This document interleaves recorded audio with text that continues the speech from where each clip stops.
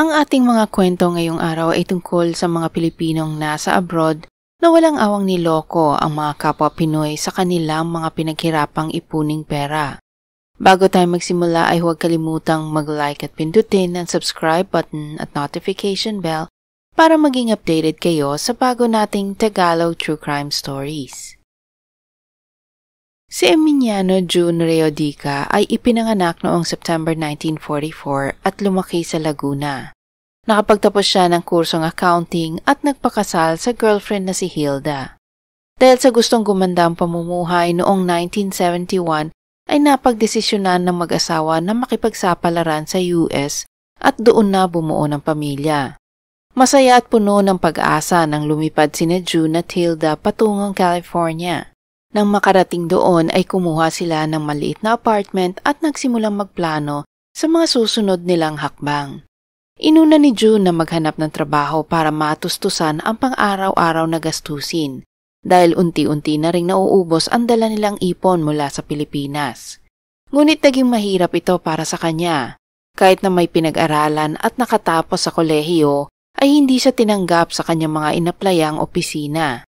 Dahil nga't ilang linggo na ang nagdaan ay kinailangan na niyang kumita para makabayad sa inuupahang apartment at makabili ng kanilang pagkain. Kaya napilitan siyang magtrabaho bilang busboy o tagalinis sa isang restaurant. Maliit ang kita dito pero pagod ang katawan araw-araw. Ngunit kailangan niyang magtiis para sa pang-araw-araw na gastusin.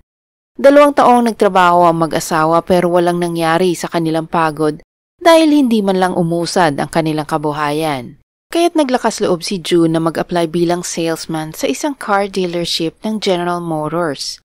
Ngunit hindi siya tinanggap bilang salesman. Ang inalok sa kanya ay ang posisyong showroom assistant.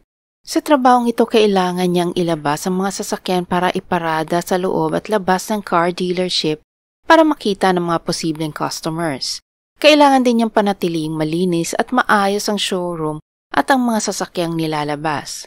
Kahit na hindi iyon ang hinahangad na trabaho ay tinanggap na lang niya ang pagiging showroom assistant dahil naisip niyang maganda itong experience para sa kanyang resume at mas mabuti na ito kesa pagiging busboy. Sa mga nagdaan na taon ay nabiyayaan ang mag-asawa ng 4 na anak. Sinubukan ni June na umutang sa bangko upang makabili ng kotse na mas magpapadali sa kanilang pang-araw-araw na gawain, lalo na't may maliliit silang mga anak. Ngunit siya ay na-deny dahil na rin siguro sa kanyang maliit na kita. Kaya't porsigido si June na makahanap ng mas magandang trabaho para maayos na maitaguyod ang kanyang lumalaking pamilya. Noong 1973, sinubukan niyang mag-apply sa car dealership ng Chevrolet. Dito ay nakumbinsi niya ang manager na siyang karapat-dapat na maging salesman sa kanilang dealership. Napatunayan naman niya ang kanyang galing sa mga nagdaang taon at lagi siyang isa sa mga top salesman ng kumpanya. Dahil sa kanyang sipag at galing noong 1977 siya ay ginawang vice president ng car dealership. Dahil nga't naging maganda ang sahod at mga benepisyo ng kanyang trabaho, naibigay niya rin ang mga pangangailangan at luho ng kanyang pamilya at pati na rin ng mga kamag-anak sa Pilipinas. Nakabili siya ng magandang bahay sa Southern California at sasakyan na ilang taon din niyang pinangarap. Pero kahit siya ay tila nasa tugatog na ng tagumpay, si June ay nanatiling mapagkumbaba. Lagi niyang binibigyan ng pag-asa ang ibang mga Pilipino at pinapayuhan na kaya din nilang maabot ang kanyang mga natamo sa buhay. Bukod dito, lagi din niyang ipinapaalala na gusto niyang palakihin ang kumpanya para makatulong sa mga kababayan niya at iba pang mga lahi na laging tinatanggihan na umutang sa mga bangko. Kaya naman karamihan ng mga Pinoy na gustong magkaroon ng sasakyan ay nagpupunta sa dealership ni June. Kumuha si June ng mga empleyadong marunong magsalita ng Korean at Arabic para mas makainganyo ng mga customer na ibang lahi. Sa galing at diskarte ni June sa negosyo, naglakas loob siyang isang lang kanyang bahay at umutang sa bangko para bilhin ang Grand Chevrolet sa Southern California. Kaya't siya na ang naging CEO ng dealership. Nakapagbenta sila ng libo-libong mga kotse at dahil dyan ay nakilala si June at nabansagang CEO ng pinakamalaking minority-owned enterprise sa Southern California. Meron siyang 450 na mga tauhan na halos mula Asia at mas lalo pa siyang nakilala dahil nagtayo siya ng iba pang mga negosyo na kaugnay din sa mga sasakyan. Kaya't itinatag niya ang Grand Wilshire Group na binubuo ng 3 car dealership at iba pang mga negosyo. Ang isa dito ay kung saan siya nagsimula, ang Grand Chevrolet, ang pangatlong pinakamalaking dealership sa buong bansa. Dahil sa tagumpay na nakamit ni June, tinawag siyang the Golden Boy ng Filipino community doon. Dahil sa kanyang kasikatan, ang King Charisma, simpleng pamumuhay, pagiging mapagkumbaba at magandang reputasyon, naengganyo na ang mga tao lalo na mga Filipino na mag-invest sa kanyang negosyo. Nagtiwala sila at umasa na mararanasan din ang tagumpay ni June. Sa pagitan ng mga taong 1984 hanggang 1988, libo-libong mga Filipino-Americans ang maagang kinuha ang kanilang naipong salapi sa kanilang retirement fund upang mag-invest sa mga negosyo ni June. Ang iba naman ay nangutang pa sa bangko para lamang makabili ng share sa kumpanya niya. Nagbabaka sakali na makasabay sa tagumpay ng kanilang iniidolong Golden Boy. Ang ilan ay naisangla pa ang kanilang mga bahay bilang collateral sa bangko para lamang makautang ng perang maaari nilang ma-invest. Noong 1988, ang mga empleyado, board members at mga investors ng Grand Wilshire Group ay nagtaka dahil hindi nila mahagilap si June. Hindi naman sila agad nag-alala dahil maaaring meron lamang itong emergency na kailangang intindihin.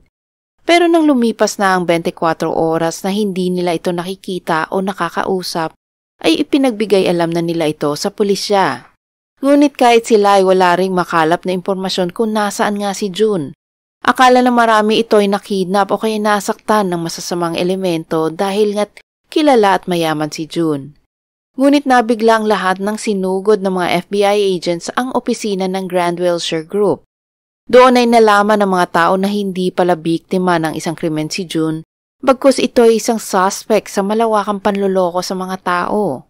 Nanghina ang mga taong nagtiwala sa kakayahan ni June at sa kanyang mga negosyo. Hindi nila akalain na ang kumpanya pala ni June ay bangkarote na. Ayon sa mga dokumento ng korte, lumalabas na ang ipinapakitang tagumpay ni June ay hindi totoo. Nagsimula ang panloloko niya noong 1984. Kung merong lumapit sa kanya na customer na tinanggihan ng ibang mga dealership at bangko, ay ginagawa nito ng paraan ni June para maaprubahan. At kapag ang mga taong ito ay hindi nakapagbayad, sa halip na ibalik ang sasakyan sa car dealership tulad ng nakalagay sa kontrata, ang grupo ni June ay magre-report na nawala ang sasakyan. Dahil dito magpa-file sila ng insurance claim at ang walang kamalay-malay na insurance company ay magbabayad naman. Ang hindi nila alam, pinapadala pala ni June at mga kasabot nito ang sasakyan sa Pilipinas para ibenta doon. Ayon sa mga investigador, nagawa ni June na mapeke ang mga dokumento at maloko mismo ang mga mamimili. Papapirmahin nila ang customer at hindi sasabihin na iyon pala ay para sa mga extra services o parts ng kotse o kaya mamahaling insurance coverage na hindi naman nila kailangan. Noong 1985, nadiskubre ng DMV o Department of Motor Vehicles ang gawaing ito ng kumpanya ni June, kaya't mainit na sila sa batas. Noong naman 1986, napansin ng fraud unit ng pulisya at customs ang pagpapadala o pag-export ni June ng mga bagong kotse sa Pilipinas. Pero idiniklara na palang nawawala ang mga kotseng ito sa pulisya, kaya't nakakubra na sila ng insurance money. Noon namang August 1987, isang empleyado ang inatake ng mga kalalakihan sa parking lot ng dealership dahil tumanggi siyang sumunod sa gawain ng sales manager niya na magbenta sa mga taong walang kakayahang bumili ng kotse, kumubra ng komisyon, hatakin ng kotse dahil sa hindi nga makapagbayad at ibenta muli ang hinatak na sasakyan. Ang nasabing empleyado ay binugbog daw ng mga miyembro ng isang gang na binuo ni June at tinawag na Magic Diablos. Kahit na isinumbong niya kay June ang nangyari ay sinabihan na lamang ito na manahimik. Ipinagbayad ng DMV ng multa na umabot sa $100,000 ang Grand Chevrolet dahil sa pagbebenta ng second-hand cars, pero pinapalabas nila ang brand new ang mga ito at ang laging late na pagsusumite ng registration ng sasakyan. Unti-unti nang lumalabas ang mga sekretong tinatago ng kumpanya ni June.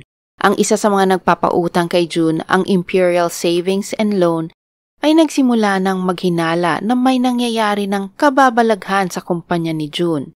Matapos ang isang masusing pagsisiyasat ng Imperial, ay napagdesisyonan nilang putulin ang ugnayan ng kanilang kumpanya sa mga kumpanya ni June. Nalaman kasi nila na pinipeke ang mga dokumento at pinapalabas na nakakapagbayad ang mga customer nila kahit hindi, at paggamit ng mga loan applications ng tao nang hindi lang isa kundi makailang beses pa. Sa galing niya sa pamimeke ng mga dokumento ay nagawa ni June na maloko hindi lamang isa kundi 5 bangko. Ang mga ito ay ang Union Bank, First Los Angeles Bank, Manila Bank, First Central Bank at Imperial Savings. Sa pagdami ng kanyang mga customers ay naisip ni June na hindi niya kayang gawin ang panlulokong ito na mag-isa.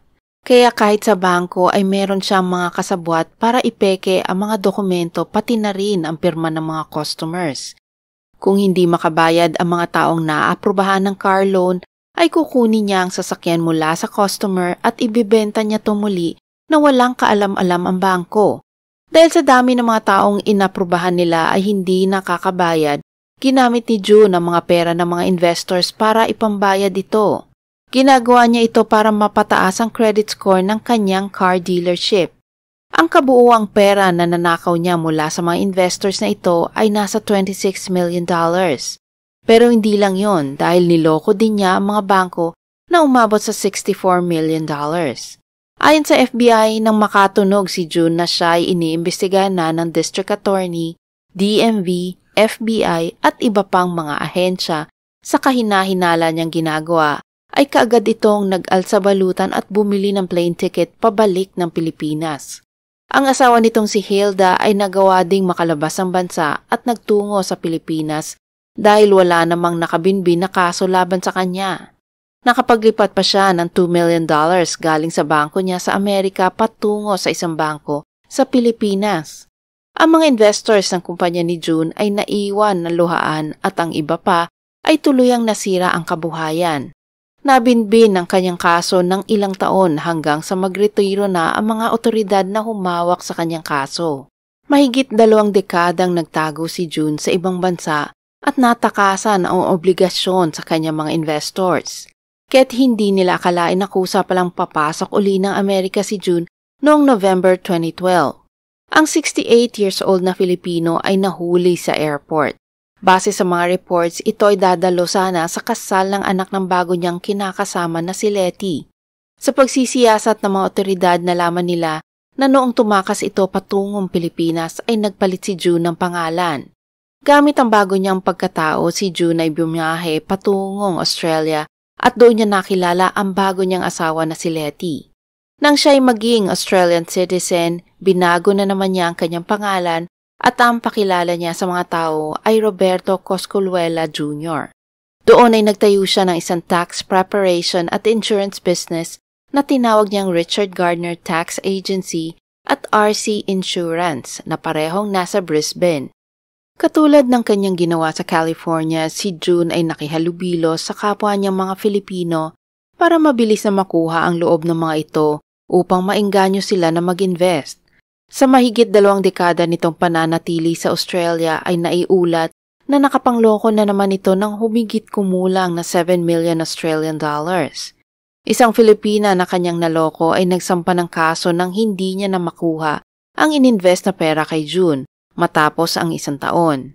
Dahil dito ay tumakas muli si June kasama ang bagong asawa na si Letty. Sila ay bumili ng plane ticket patungong Canada. Ngunit may stopover pala ang kanilang eroplano sa Los Angeles, California. Ang pagkakamaling ito ang naging dahilan kung kaya't nahuli si June ng American authorities. Ang paglilitis ay nakatakdang maganap noong January 23. Ngunit dahil sa mga delays, libo-libo ang mga dokumento, 26 years na pagkaantala at komplikado at sangasangang kaso, 2 taon pang dumaan bago nalitis ang kaso noong October 2015. Ngunit isang araw bago mangyari ang nakatakdang paglilitis, nagbago ang isip ni June.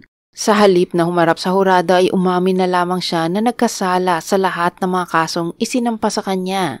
Ibig sabihin inaamin at inaako niya na niloko nga niya ang mahigit 1,000 mga tao at bangko. Pero bago siya masentensyahan noong December 2015, nagbago na naman ang isip nito at sinabi niya na babawiin ang kanyang guilty plea At sa halip ay haharapin niya ang jury para kumbinsihin ng mga ito na siya ay inosente.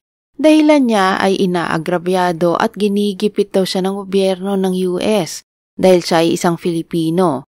Dapat daw siya ay nililitis sa isang civil court at hindi sa isang criminal court. Isa pa, paso na raw at tapos na daw ang panahon para sa mga otoridad na siya ay hulihin at litisin. Dahil sa pabago-bagong isip ni June, 2 taon na namang hindi umusad ang kaso.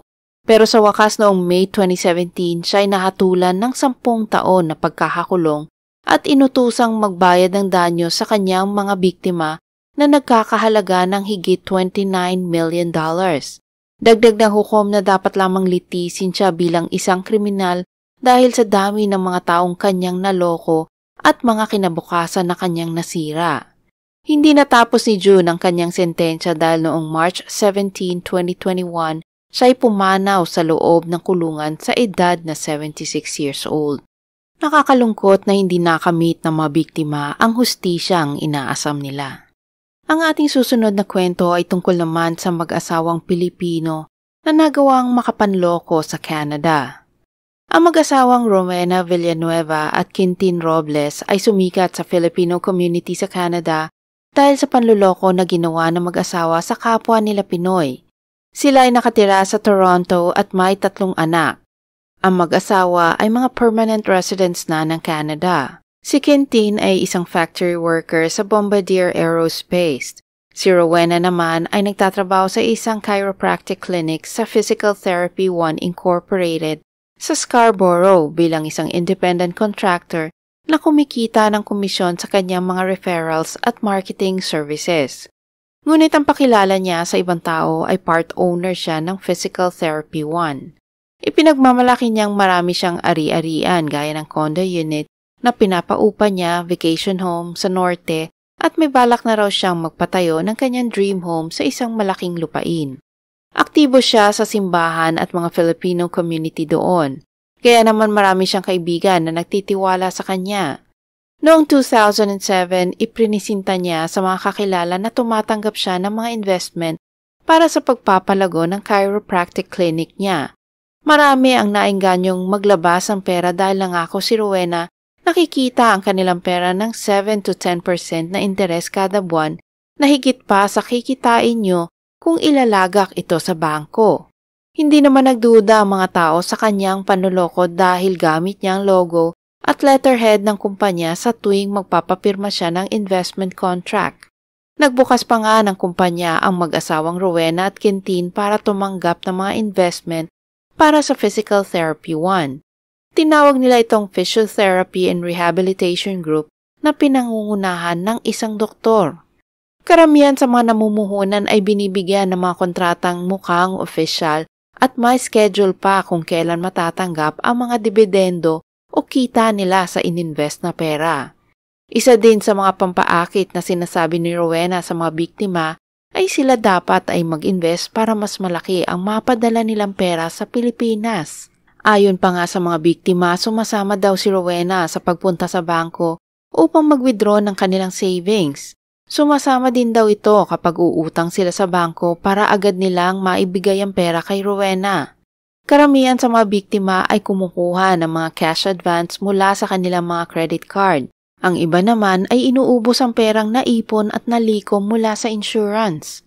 Ang perang ininvest nila ay kaagad na dinideposit sa personal account ni Rowena at ng kanyang asawang si Quintin. Ang nakakalungkot dito, karamihan sa mga biktima ay ibinibigay ang kanilang buong savings dahil tiwala nga sila kay Rowena. Ngunit ang hindi alam ng mga investors na kapwa niya Pilipino ay ibinubulsa lamang ito ni Rowena at pinapaikot upang makapagbigay siya ng kunwaring kita kada buwan. Ngunit noong June 2009 nadiskubre ng Physical Therapy 1 ang panlolokong ginagawa ni Rowena, kaya't pinutol na nila ang ugnayan sa Pilipina. Pero patuloy pa rin si Rowena sa kanyang iligal na gawain. Isa sa mga naging biktima ni Rowena ay isang malapit na kaibigan na si Abby Pascual na ilang taon na rin niyang kakilala. Nag-invest ang kaibigan ng umaabot sa 90,000 Canadian dollars. Kinausap siya ni Rowena at hinikayat na i-invest na lamang sa kanya ang perang nagmula sa life insurance ng ina ni Abby. Isa ring byuda na si Marcela Bautista ay naengganyo din ni Rowena na i-invest sa kanya ang life savings nito na nagkakahalaga ng $70,000. Nang gusto na niyang kunin ang kanyang pera ay nag-issue si Rowena ng mga tseke, ngunit tumalbog din halos lahat nito. Noong 2009 nang hindi na nakakatanggap ng kita si Abby ay sinubukan niyang tawagan si Rowena, ngunit hindi na niya makontak ang telepono nito. Kaya't agad niyang pinuntahan si Rowena sa bahay pero laking gulat niya nang wala na pala ito sa dati niyang tinitirahan. Dito ay nakilala din niya ang isa pang naloko ni Rowena na si Cecilia Meror na nawalan ng $14,000 Canadian dollars. Naglakas loob ang dalawa na lumapit sa pulisya ngunit hindi sila pinansin ng mga otoridad at sinabing ito ay isang civil case lamang. Kailangan lang daw nilang magsampa ng kaso laban kay Rowena. Dahil sa wala na silang pera ay minabuti nilang lumapit sa isang news agency doon, ang Toronto Star, na naging interesado naman sa nangyari sa kanila. Nagsimulang mag-imbestiga ang Toronto Star sa background, trabaho at pagkakakilanlan ni Rowena at Quintin. Dito ay nalaman nila na higit $500,000 Canadian dollars ang nakuha ng mag-asawang scammer. At 16 na biktima ang kanilang nakausap at sinabing sila din ay naglabas ng pera para sa investment scheme ni Rowena. Hindi pa kasama dito ang mga Pilipinong nanahimik na lang dahil rin siguro sa kahihiyan, hirap at gasto sa paghahabol sa kanilang pera. Nang magsimulang kumalat ang balita ng panloloko noong 2009, lumipat sina Rowena at Quintin mula sa kanilang tahanan sa Mondeo Drive papunta sa isang apartment sa Birchmount Avenue. Nang matunton sila ng mga investors, tahimik silang lumipat muli at hindi nagpasabi kung saan sila pupunta. Pinalitan din nila ang lahat ng kanilang telephone numbers para hindi kulitin ng mga taong naghahanap sa kanila. Merong ibang biktima na nagawang makausap si Rowena ngunit kung ano-ano daw ang sinasabing palusot nito. Kesyo may sakit daw ang kamag-anak o nagkaroon ng problema sa kumpanya. Ayon naman sa isang biktima, nagawa niyang makapunta sa bahay ni Rowena pero siya ay pinagsarahan ng pinto. Naipit pa nga daw ang kamay niya dahil doon. Ang isa naman ay nakita si Rowena sa isang parking lot pero mabilis daw itong tumakbo at hindi niya nakuha ang plate number na sasakyan. Ilang taon din nilang sinubukan makontak si Rowena at Quintin pero sila ay nabigo. Akala nila ay umuwi na ang mga ito sa Pilipinas at nagtago. Noong October 2011, isinapubliko ng Toronto Star ang panlolokong ginawa ng mag-asawa. Inilahad nila ang buong pangyayari sa kanilang dyaryo at website. Di kalaunan ang ibang mga news outlets ay naglabas na rin ng balita tungkol kay Rowena. At dahil nga naisa publiko na ang kaso ng mag-asawa, tumulong na din ang pulisya sa paghahanap sa mag-asawa. Noong November 2011 natunto ng Toronto Star ang kinaroroonan ni Rowena na naninirahan lang pala sa isang lumang townhouse complex. Ngunit sinabi niyang haharapin niya mga kaso sa tamang lugar at panahon. Noong February 2012, dinimanda ng Physical Therapy One Incorporated si Rowena dahil sa iligal na paggamit ng pangalan ng kanilang kumpanya para makakalap ng pera para sa pansariling kapakanan. Dahil dito ay nasira daw ang reputasyon ng kumpanya at nakaapekto sa kanilang imahe at kita. Ngunit sina Rowena at Quintin ay nag-file na pala ng bankruptcy. Dito nakasaad na may pagkakautang sila na higit $600,000 Canadian dollars at ang natitira nilang ari-arian ang nagkakahalaga lamang ng higit $5,000. Noong December 19, 2012, inaresto ng mga pulis ang mag-asawa at sinampahan ng kasong panloloko at paggamit ng ninakaw na credit card. Pinakawalan din sila kinabukasan matapos makapagbayad ng piyansa at sinorender ang kanilang mga pasaporte. Noong October 2013, si Rowena ay umamin sa kanyang pagkakasala. Sabi ng depensa hindi naman sinadya ni Rowena na lokohin ang mga biktima. Hindi lang talaga siya magaling na negosyante at ginamit niya ang pagsusugal para subukan maibalik muli ang mga perang ipinagkatiwala sa kanya. Umaasa silang mapaikli ang sentensya kay Rowena dahil hindi naman plinano ni Rowena itakbo ang pera. Noong April 2014, si Rowena ay nahatulan ng 18 months na pagkakakulong at kailangan niyang bayaran ang 16 na biktima ng $450,000 Canadian dollars. Ang kanya namang asawa na si Quintin ay hindi na itinuloy ang kaso laban sa kanya dahil napag-alaman na mayroon nitong stage 4 pancreatic cancer. Sa isang naunang panayam, sabi ni Quintin na hindi niya alam ang alinman sa mga transaksyon ng kanyang asawa. Ginamit ni Rowena ang kanyang bank account at inilagay ang kanyang pangalan sa mga dokumento ng gobyerno nang hindi niya alam. Ngunit sinabi ng mga biktima na diniposito nila ang pera sa bank account ni Quintin at ang mga tseke na inisyo ng mag-asawa ay galing din sa account niya. Ngunit sumumpa si Quintin sa buhay ng mga anak niya na wala talaga siyang alam. Inakala niya lang na may utang ang misis niya sa iilang tao. Pero saan nga ba napunta ang pera na kulimbat ni Rowena? Sa isang Facebook post, nakita na nagbakasyon ang buong pamilya sa isang mamahaling Caribbean resort sa Veradero, Cuba. Maraming pagkakataon din na nakita si Rowena na sumusugal sa iba't ibang casino sa Ontario, gaya ng Blue Heron at Casino Rama. Dito ay nakita na VIP ang trato ng mga casino sa kanya, kaya't walang duda na madalas siyang sumusugal dito. Kahit na hirap na ang mga biktima sa panlulokong ginawa ni Rowena, ay nagpasarap lang siya at nagbuhay mayaman gamit ang perang hindi naman kanya. Kahit ang mga anak ay nasangkot ni Rowena sa kanyang panluloko. Sabi ng mga biktima na ang kanyang mga anak, isang high school student at isang university student, ay tumulong sa kanyang mga pakana. Ang ibang tseke na tumalbog ay galing sa personal na bank account ng anak ni Rowena na si Trisha sa Waterloo. Ngunit pahayag ni Trisha na biktima lang din siya at gusto niyang malinis ang kanyang pangalan. Hindi naging masaya ang ilang biktima dahil 1.5 taon lang ang naging hatol kay Rowena at nalaman din nila na malabo na daw maibalik pa ang pera sa kanila. Nung marinig ko yung binabasa, parang hindi ko nakuha yung sarili ko na maawa sa kanya kasi sa dami ng tao na niloko niya, hindi yan mababayaran ng iyak-iyak lang eh. Hindi iyak-iyak lang tsaka dinadahilan yung sakit ng asawa. Hindi pwede yung ganun. I'm glad na sentensya siya na ang unang inaano nila ay house arrest. That's, no, hindi ang house arrest. Ang gusto ko nga at least 5 years pa eh. Iba talaga nagagawa ng sugal sa mga taong nalulong dito. Kahit na ang kanilang mahal sa buhay ay nadadamay sa kanilang kasakiman at kayabangan.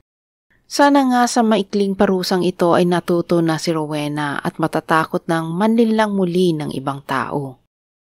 Salamat sa pakikinig sa mga kwentong aking ibinahagi. Sana ito'y inyong nagustuhan at may bagong natutunan. Bago ko tapusin ng video, shout out po Miss Rosa Aloro, Miss Anita Aquino, Miss Arlene De La Cruz, Miss Loy Valiente, and Miss Glenda Kumawas. God bless po sa inyo at laging alagaan ang sarili. Para sa mga bago kong manonood at hindi pa nakasubscribe, huwag kalimutang i-like ang video at pindutin ang subscribe button para matunghayan nyo ang mga true-to-life crime stories dito.